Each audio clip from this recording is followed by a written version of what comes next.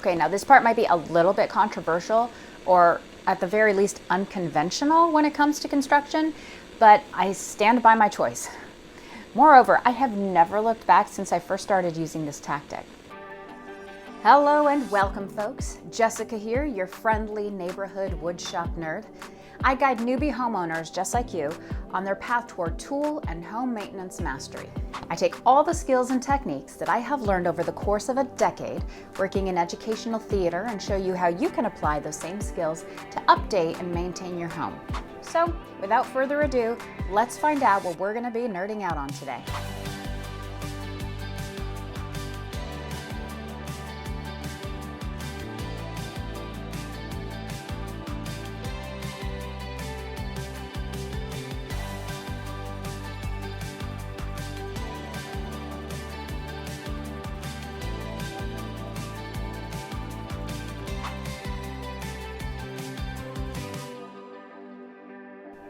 With a free weekend on my hands, I found myself wanting to engage in a simple, uncomplicated home upgrade.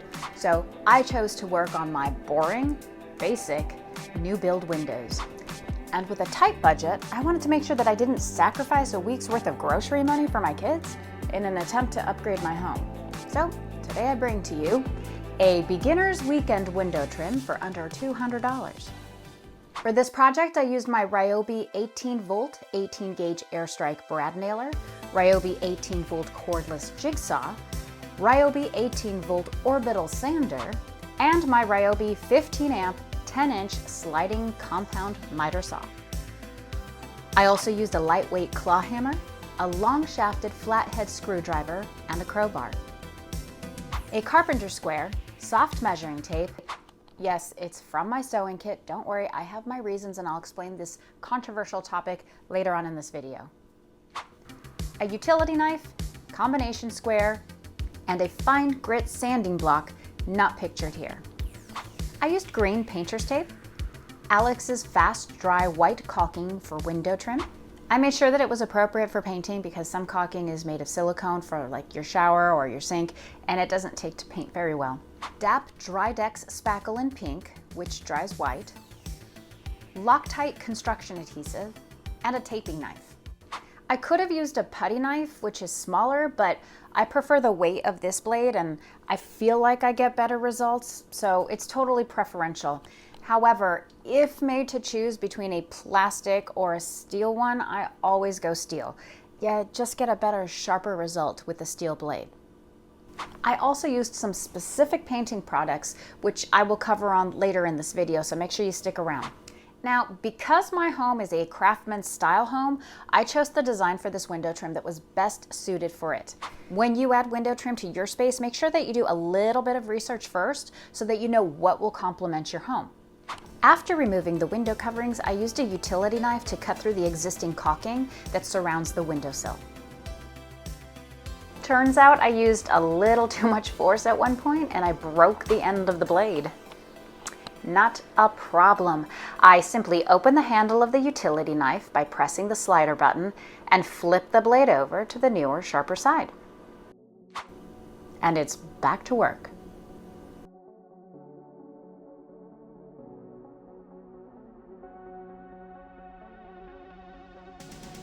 Once the caulking has been cut, I use a long-shafted flathead screwdriver and a lightweight claw hammer to pry the board away from the drywall and away from the adjoining board. I do this carefully because I do not want to splinter the board, but also because it's extremely satisfying to remove the board in one fell swoop. Once enough of the gap is created by the screwdriver, I opt for the crowbar to really increase the amount of leverage that I have on the sill.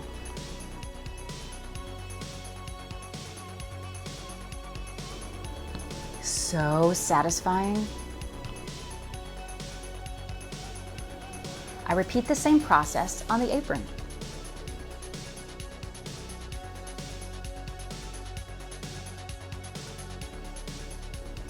At this point, I remove the original nails from the exposed framing. Okay, now this part might be a little bit controversial or at the very least unconventional when it comes to construction, but I stand by my choice. Moreover, I have never looked back since I first started using this tactic. So what is this unconventional construction tactic? A seamstress's measuring tape. Although I have nerded out on a variety of measuring tools over the years, I always seem to gravitate back to my handy, soft seamstress's measuring tape. I love the flexibility, its ease of use, and then I can mark up the exact measurement of whatever piece that I'm working on. I am not the best at accurately reading my yellow construction measuring tape. I am sorry to say. First of all, I can never keep it from moving around on my project as I'm trying to accurately measure. I'm very clumsy with it. So I prefer instead to tape and drape my seamstress's tape measure over the piece that I am working on.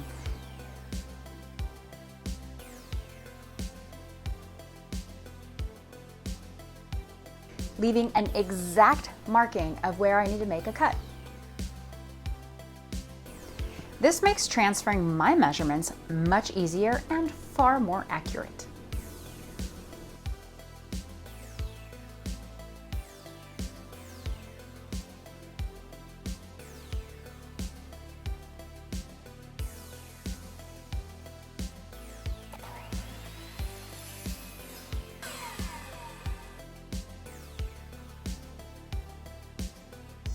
Although, even with my constant measurements, even I can make mistakes.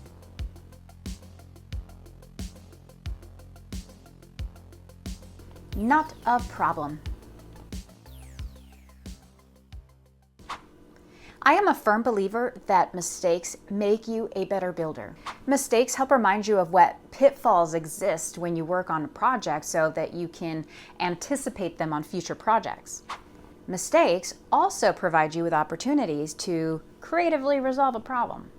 So for this mistake, I clamped down the two uneven boards with the longer one on the bottom. I make sure to feel the ends to ensure that they're flush. I trim both ends of the boards, making sure that I only take off a teensy bit from the shortest board and the remainder of the longest board.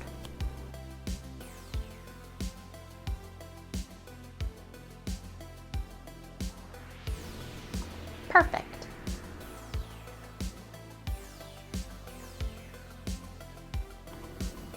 Time to lightly sand off any remaining caulking from the drywall with a little help from my foreman socks.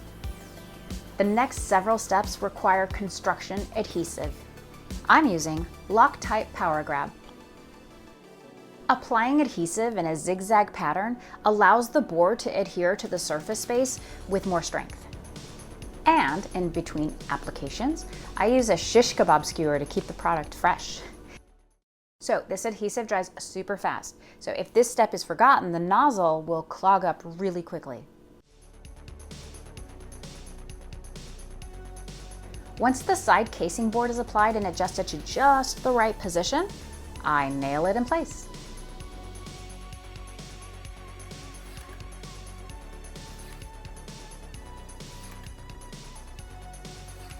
To measure the fillet, I place it over the casing and I strike a line, and then I cut it to size, glue, and apply. The frieze is a bit difficult for me to mark up on my own, so I call in some help from the old hubs.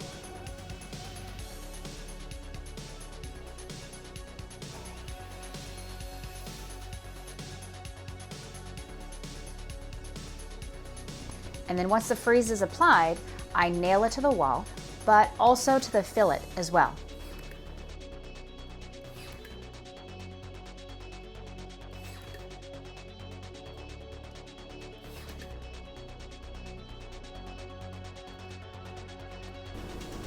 Something's not...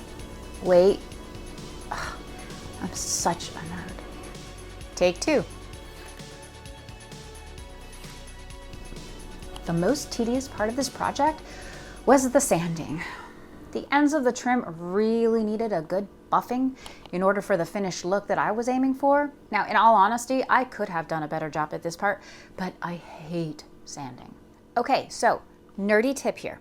Before I added the new sill, I took a scrap piece of wood with the exact width measurements as the actual board that I was using, and I double checked that it was flush with the casing boards. That way one didn't hang out over the other.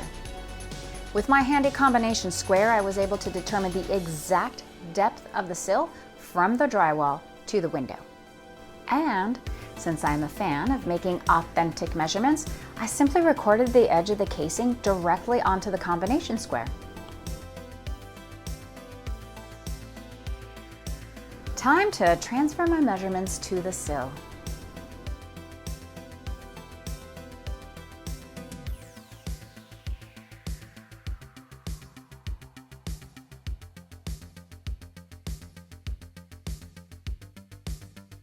X marks the spot, or at least the spot that'll be removed from the board. Now this cut will require the use of a jigsaw. Now when using a jigsaw, it is always important to keep the plate of the saw flat against the board for accurate cuts.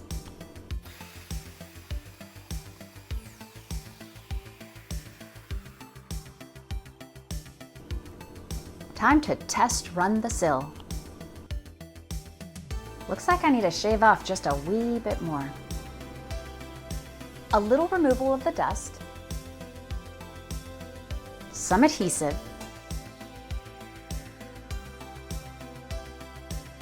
and the sill is ready to be attached.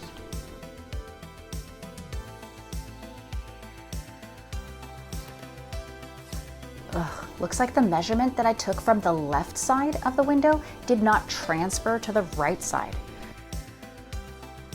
Of course not. One thing I have learned since working on our house is that things aren't always perfectly symmetrical.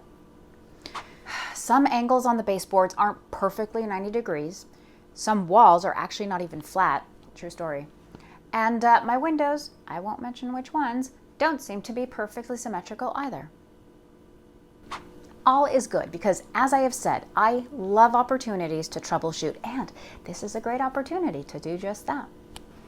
All I do is grab the scrap that I originally cut from the board, identify the side which was cut, and I cut a chunk, also known as a shim, into the approximate width of the gap.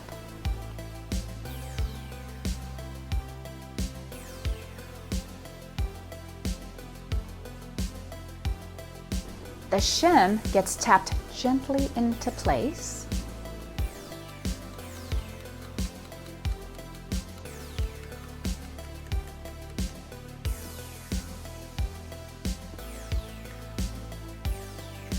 Ah, I love it. Next is the cap.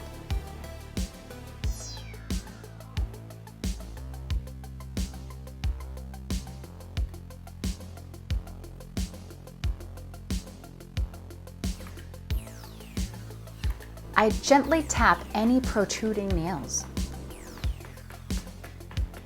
I add the apron.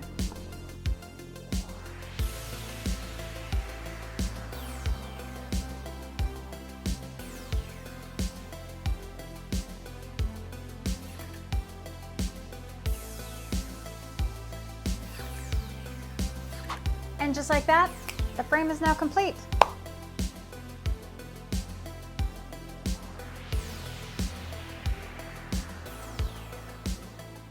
Now it's time to detail it. Before I begin to detail the project, I just wanted to check in with you. Learning how to use tools and working on projects can be an intimidating process, but it's just that, a process. What I demonstrate here today might look simple and straightforward. I mean, and to a certain extent, it kind of is, but there is a learning curve, and I want to remind you that if you're struggling with your technique, don't lose faith. It will come. Just like any other skill out there in the world, technique is developed over time. So keep working at it, and you'll see your final results are going to improve time and time again. I'm always working towards improving my technique, so know that I'm there with you. And if you've learned one new thing in this video so far, please consider giving a thumbs up. I appreciate the positive feedback, as I'm sure you do. And if you've learned 2 or more new things in this video, then please consider subscribing to this channel. Your support's going to help me bring more helpful content onto this channel to homeowners just like you.